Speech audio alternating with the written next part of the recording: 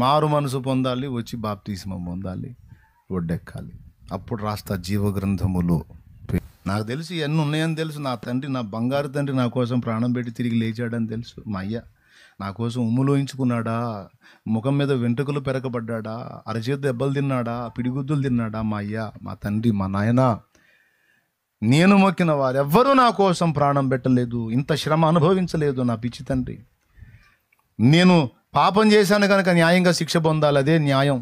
అయితే ఆ శిక్ష నా మీద పడకుండా నా తండ్రి ఆయన మీద వేసుకుని న్యాయానికి న్యాయం చేసి పాపినైన నాకు తప్పు దిద్దుకునే ఛాన్స్ ఇచ్చాడు నా బంగారు తండ్రి, నా యేసయ్య. దిద్దుకోరా, ఇక మార్చుకో, ఇక సరి చేసుకో, ఇక కొత్త జీవితం బ్రతుకు, క్రొత్త జీవితం జీవించరా అని పిలిచి నా తండ్రి నా భారమంతా మోసాడు మా అయ్య. నేను తినాల్సిన దెబ్బలై, నేను అనుభవించాల్సిన శ్రమది, నేను పొందాల్సిన శీలలై. కాబట్టి ఇప్పుడు శుద్ధీకరణ అనేది ఎవరికి ఉందండి? ఎవరి హృదయంలో విశ్వాసం ఉందో వాళ్ళకి శుద్ధీకరణ. ఓకేనా?